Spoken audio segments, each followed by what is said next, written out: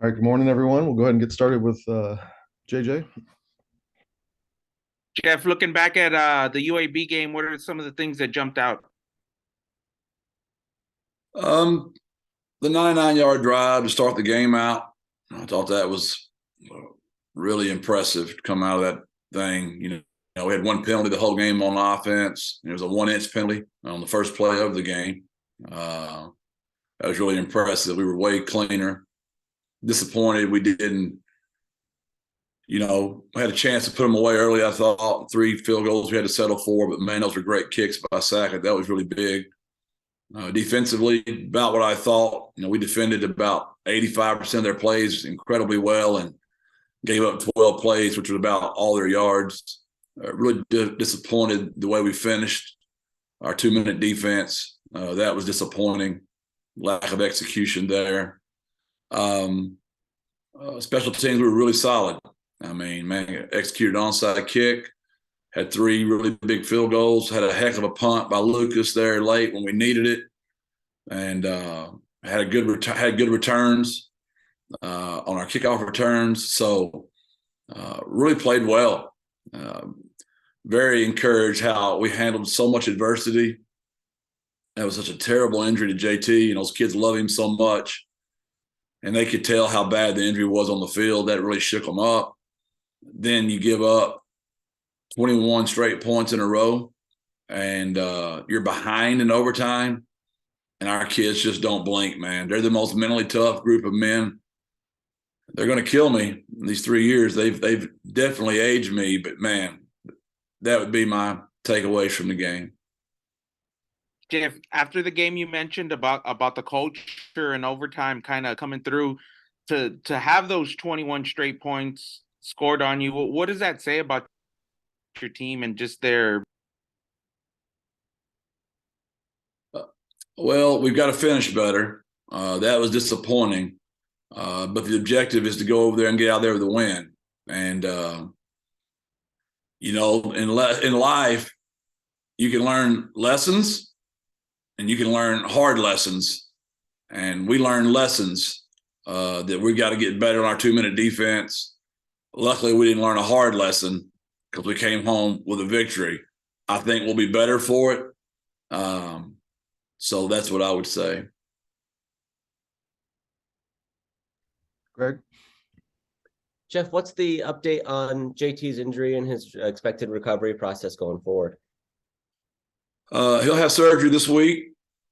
It's season-ending. Recovery time. Best case would be 6 months. Worst case would be 10 months. Is it like a ACL, MCL thing, or was it a broken bone? It was hard to tell as it was unfolding. Yeah, ligament damage, ACL. And he's already, it sounds like, at least from what he was saying on Twitter, that he's already kind of committed to coming back next year. Have you guys had that conversation?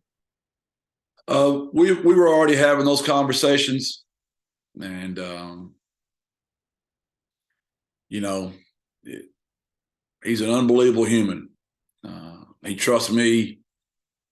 It's probably as much as any player on our team, and we're not going to let him down. We're going to rehab him like no one ever has, and he'll take care of his own stuff, I know. But this is one of the beautiful things about NIL. This is a great example of where the kids give so much for their universities.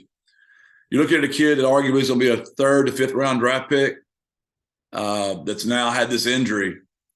And I predict he'll come back stronger than ever. But it's going to take everybody in the city picking him up, encouraging him. That's a big blow. That's a lot. And, man, I love that kid. And it's just I truly had a hard time enjoying the win because I was so upset for JT.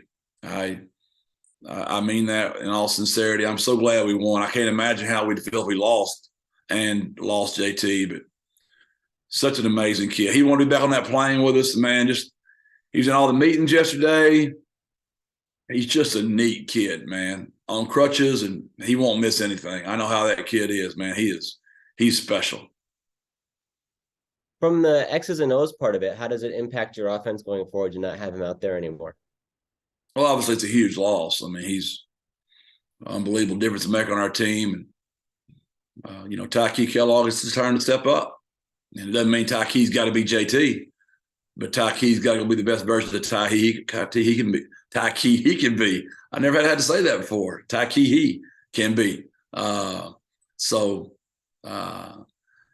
it's like all year, you can't put that on one person. Like Mekhi Hart, Frankie can't be Mekhi. You can't ask Ernesto to be Mekhi. You can't ask Walker to be Vinley. You can't ask Walker to be Payne. You can't ask Walker to be Meach. You can't ask Payne to be Vinley. You can't ask Kalechi to be Rashad. You can't ask Ken Robinson to be Kalechi. You can't ask McDougal to be B-Matt. That's how many hits we've taken this year, man. But what can we ask? We can ask everybody to do a little bit more. Everyone's just got to do a little bit more. And if all of us just do a little bit more, we'll keep finding a way to get home. And we just keep finding a way to get home right now. Is it easier or more straightforward for you guys to just look for the next man up at receiver, or do you have to consider maybe some more heavy sets or some 12 personnel rather than staying in 11 as much as you have been? Yeah, all that's on the table. All that's on the table, always. That's what coaching is. Get your best players on the football field, give them sound, simple plays that show off their talent, and maybe the couple of things they don't do well, try to hide that for them. That's what coaching is, period. We talked about Tyke a couple of weeks ago, and you mentioned that really the only barrier for him has been some maturity and some off the field stuff. Is he ready now for this opportunity, or how has he responded in these last couple of days? Only Tyke knows that. He has been fantastic the last couple of weeks, but we got to keep stacking days. That's the secret to this business. You got to keep stacking days, and I would expect his love for JT is so great that he will not want to let JT down. Is Chris Carpenter at a point in his development where we might see more of him from the wide receiver position? For sure. Chris has really come on and been a dynamic kickoff returner for us. Did a great job Saturday as well. And Chris will be in the mix as well. For a long time this season and through last year as well, it seemed like Trayvon Bradley was kind of the next guy up at wide receiver, but we have not seen him in a while. Can you update us on his status? Trayvon and we have mutually agreed for him to move on with the next part of his life. Is there any particular reason or rationale behind that you can share? It was just best for Trayvon at this particular time of his life.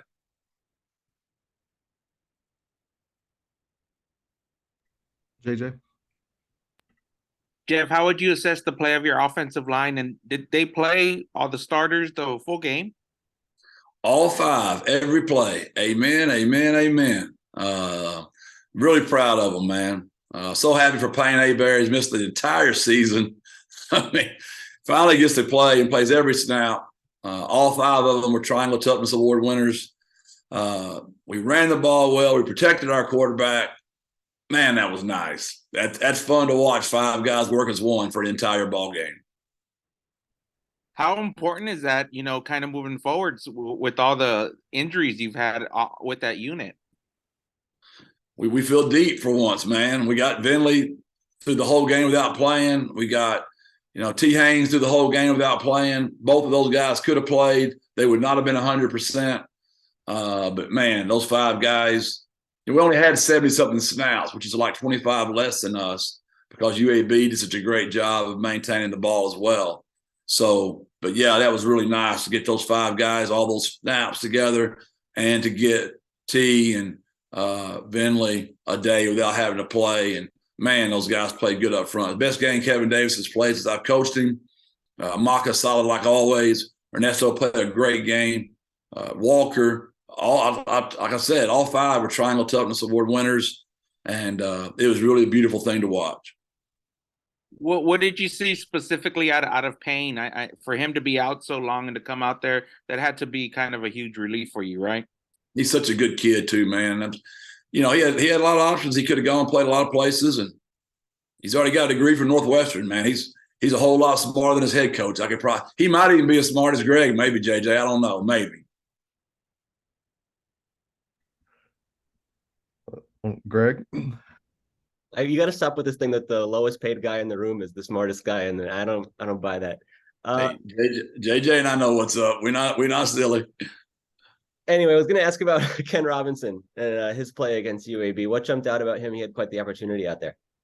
Yeah, another big fan of Ken, right? I mean, he's just another very intelligent, humble, high character kid, always where he's supposed to be. Watch him on a kickoff team. He's always where he's supposed to be, and really happy. Unselfish kid, moved from corner to safety, and hadn't played as much as we thought he was going to play this year.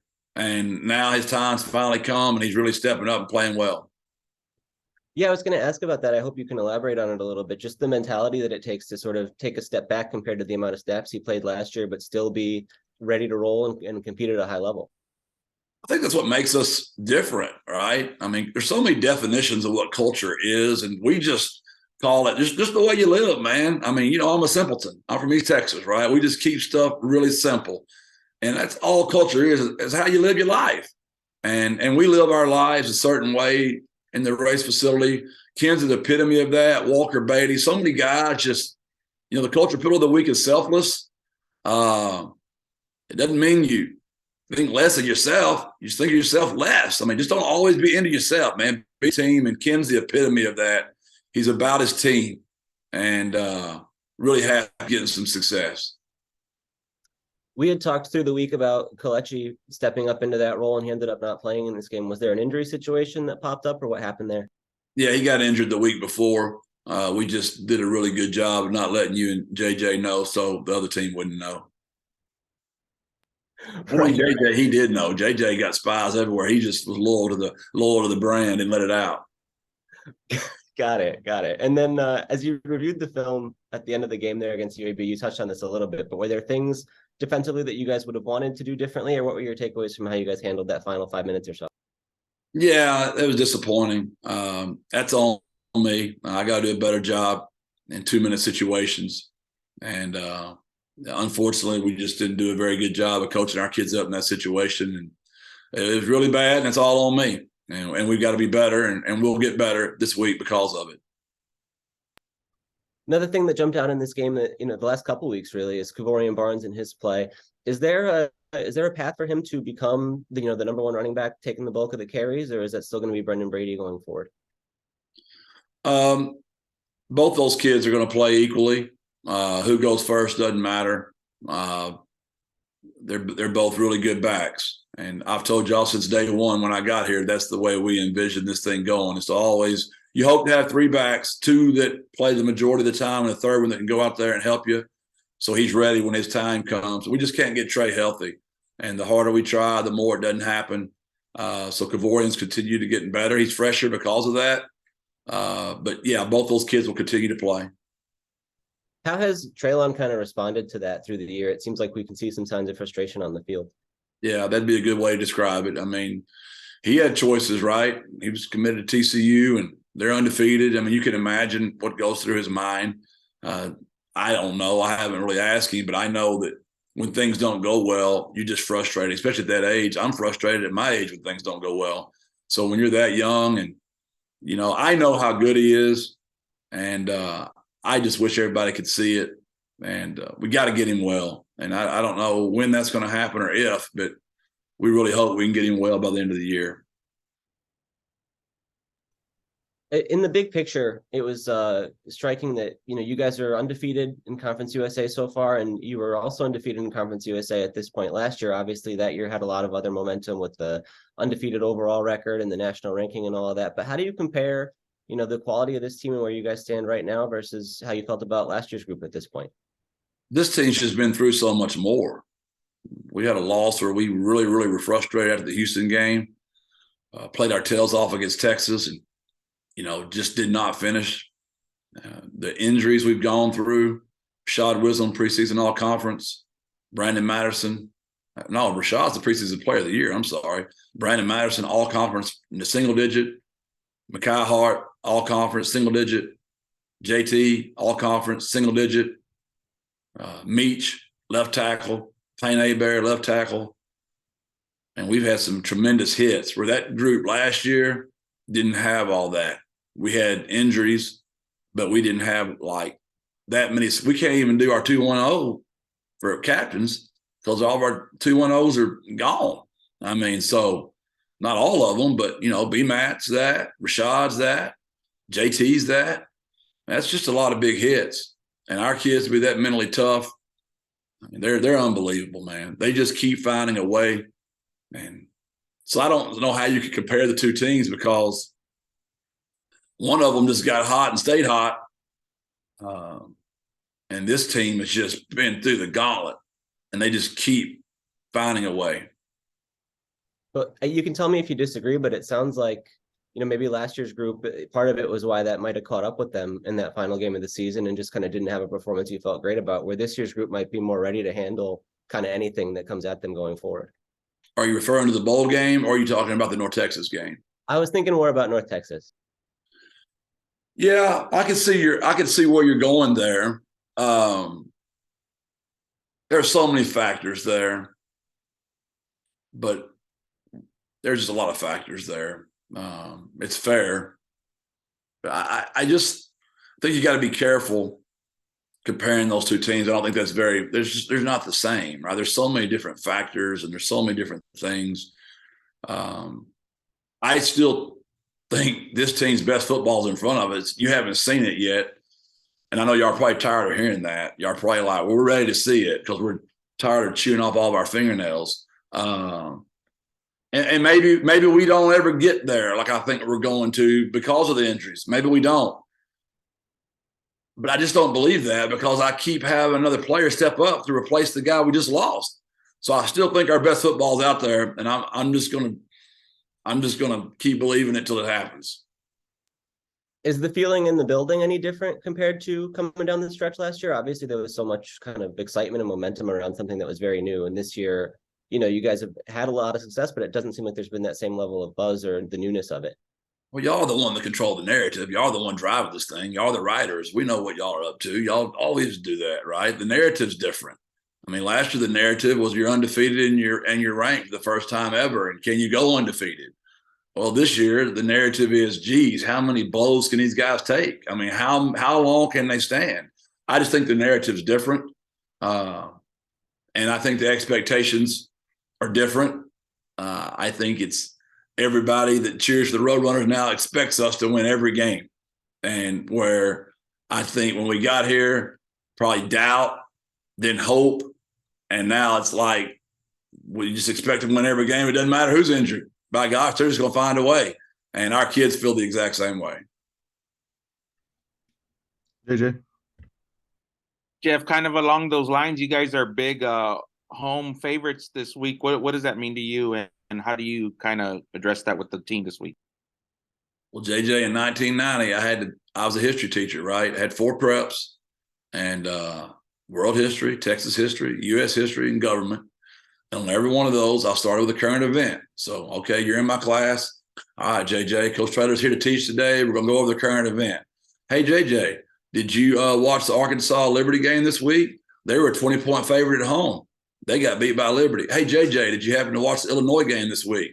They were a 20-point favorite at home versus Michigan State. Hey, guess what? Illinois got beat too. I mean, history is a great thing. We can learn from history, right? We've got to be smart enough to realize 20-point favorite at home. I bet Sam's a pretty good coach at Arkansas. I bet Brett's a pretty good coach at Illinois. So what is that? I mean, what is that when you don't cover a 20-point spread?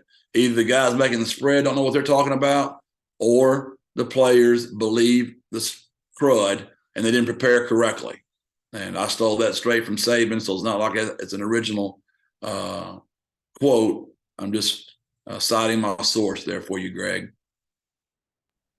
Jeff, also, is Louisiana Tech better than their record? They have a pretty good passing offense, it seems like. They've got good players on offense, a bunch of them, man. The quarterback's really good. They've got 3 really good receivers. They've got a great play caller. Defensively, some things that you're not talking about enough. They're the 5th leading turnover team in the country. They scored 3 defensive touchdowns. They've turned over their opponent 21 times. Western Kentucky's leading the country, I think, with 24. So they turned the ball over. They played a very tough schedule. I mean, look at their non-conference schedule. That's impressive. Missouri and Clemson, 2 Power 5 schools they had to play. South Alabama's a very good football team. They had to play as well. They've been through the ringer now. They played a tough schedule. And I have a ton of respect for Smoke, number 6. I mean, he's a heck of a ball player. 3, he's a really good ball player. The freshman receiver they got can really go, and that quarterback can spin it, man. It's gonna be a heck of a ball game. I don't think there's just that much difference in any of us. I think we're all about 7 points apart. Everybody we play, man, is going to give us their very best effort. We're the returning champions, so we're going to get their best every single week. Greg. Jeff, just one significant moment from the game this weekend that we didn't talk about was the surprise onside kick. For you, what kind of goes into the decision of when it's a good game or a good time to look for something like that? And what does Benjamin Franklin say about common sense? I mean, the wind was blowing 20 miles an hour. Why kick it down there when they're just going to return it to bang 38 or 40? The alignment was there. The moment was there. We were trying to go for an early knockout, and we just didn't score the touchdown. The kid's really good at the kick. So there's a lot of factors that go into that.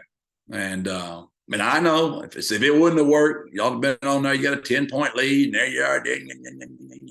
But you gotta do what kids do well: situation, alignment, execution.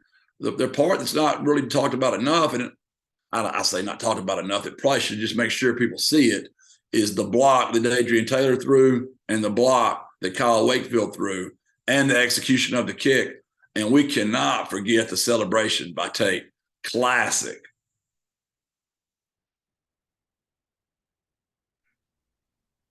Anything else for Coach Traylor? All right. Thanks, everyone. Thank y'all, man. God bless. Birds up.